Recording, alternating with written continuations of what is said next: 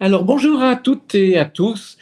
Eh bien, un débat qu'on n'attendait pas s'est ranimé très artificiellement il y a quelques jours.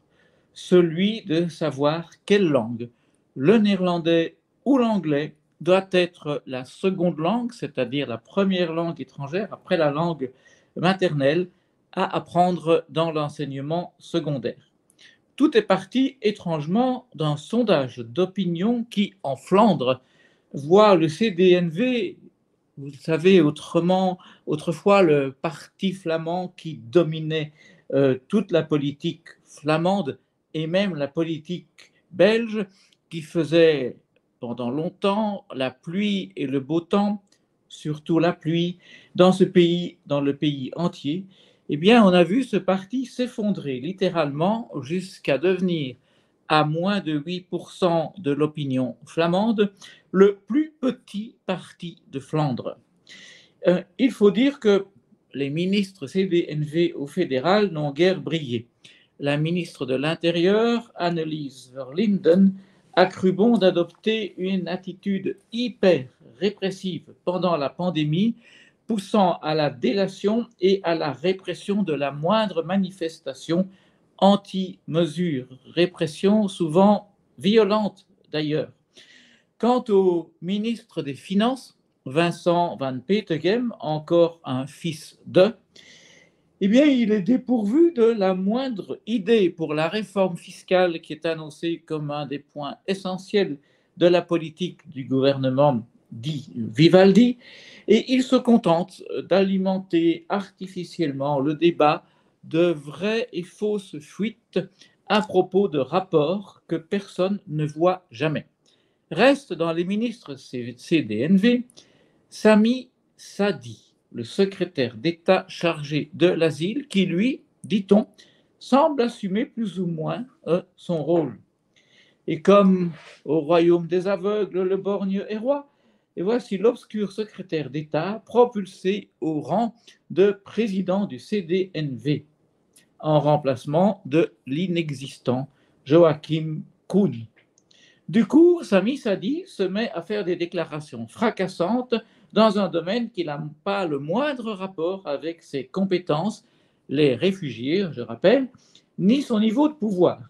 Il s'est mis, lui, le flamand, à reprocher aux francophones de ne pas obliger leurs élèves du secondaire à apprendre par priorité le néerlandais, alors que, on le sait, en Wallonie, pas à Bruxelles, les élèves peuvent choisir et préfèrent le plus souvent la langue de Shakespeare. Les questions de langue et d'enseignement relèvent en Belgique des communautés.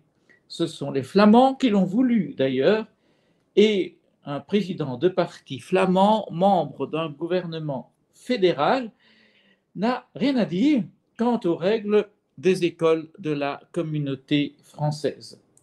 Surtout, on se demande quelle mouche l'a piqué pour qu'il aborde ce sujet qui n'est pas vraiment au centre de l'actualité et des préoccupations des gens en ce moment où ils luttent pour conserver un pouvoir d'achat, où les prix de l'énergie explosent, où il y a une guerre en Ukraine et où tous les malheurs causés par les mesures prises dans le cadre de la pandémie sont encore très loin d'être réglés.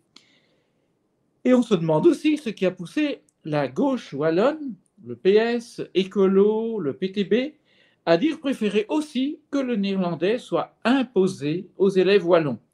Jusqu'à présent, rappelons-le, ceux-ci ont la liberté de choisir en Wallonie, mais pas à Bruxelles, où le néerlandais est imposé comme première et unique langue étrangère jusqu'en deuxième secondaire, y compris.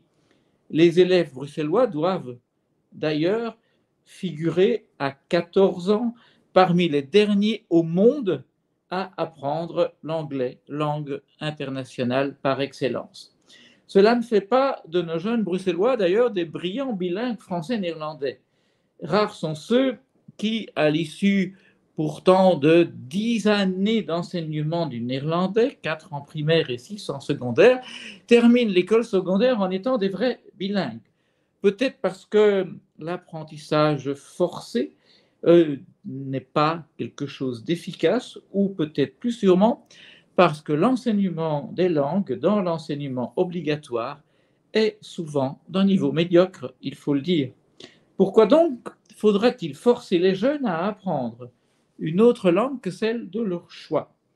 On se souvient du ridicule de plusieurs ministres qui, sous le gouvernement Verhofstadt, avaient annoncé, proclamé de manière tapageuse qu'en 5 ans, nous serions tous bilingues, toute la population, et qui, 20 ans plus tard, ne parviennent toujours pas eux-mêmes à aligner 2 phrases correctes dans la langue de Vondel. Et personne n'oubliera non plus ce ministre wallon, hélas décédé, qui, au Parlement, s'est un jour livré à un discours dans un néerlandais tellement lamentable qu'il ne pouvait que choquer tout le nord du pays, qui a cru qu'on se moquait de leur langue. Alors, y a-t-il vraiment quelqu'un qui s'imagine qu'en forçant les élèves wallons à suivre quelques cours de plus dans une langue qu'ils n'ont pas choisie, la fraternité va s'installer dans la population entre flamands et francophones? Il y a de très bons bilingues au Vlaams Belang. Ils n'en sont pas moins des flamingants extrémistes qui détestent les Wallons. Et il y a aussi de très bons ministres des 2 côtés de la frontière linguistique qui sont purement unilingues, mais qui, comme leur président Boucher par exemple, rejettent le nationalisme. Alors, pourquoi encore nationaliser ce choix? Aujourd'hui, ce sont les élèves et leurs parents qui décident, qui font leur choix entre 2 langues qui sont toutes les 2 fort estimables, l'une souvent utile sur le plan local et l'autre indispensable dans ce vaste monde. La sagesse, c'est de laisser les parents, seulement les parents, choisir l'éducation de leurs enfants, choisir aussi leur école et les langues qu'ils apprennent. Alors s'il faut changer quelque chose, c'est à Bruxelles, et laisser dans cette ville, qui bien davantage que bilingue est une ville internationale, le choix aux parents et aux enfants. Il faut cesser de traiter les parents comme des mineurs et de faire leur choix à leur place. C'est les parents qui savent, par hypothèse, le mieux ce qui est bon pour leurs enfants. Mieux en tout cas que les politiciens, fédéraux ou communautaires, parce que ce sont leurs enfants et pas ceux de l'État. Je vous remercie.